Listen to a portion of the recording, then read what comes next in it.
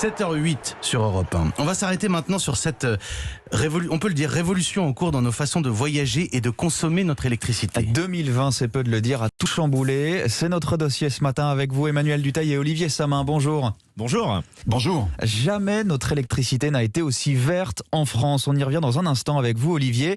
Mais d'abord, on n'a jamais aussi peu bougé et donc jamais aussi peu pris le train. La SNCF publie aujourd'hui ses comptes, 5 milliards d'euros de pertes l'an passé.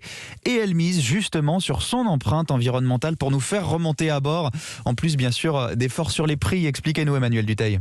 Eh bien, la SNCF va proposer des prix plus intéressants, même au dernier moment. C'est une vraie révolution. On l'a tous vécu, hein. Jusque-là, les petits prix n'étaient réservés que pour les premiers qui réservaient.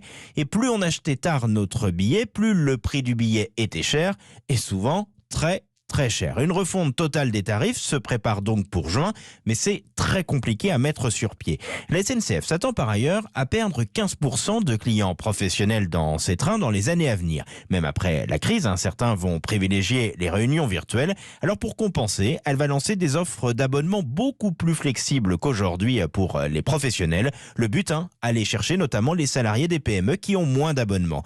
Et puis la SNCF va jouer la carte verte pour nous faire monter dans ces trains avec un message. Le train, c'est plus écolo. Elle va orienter sa communication sur ce terrain. Elle va aller chercher les jeunes, notamment, qui sont très sensibles à ces questions d'écologie.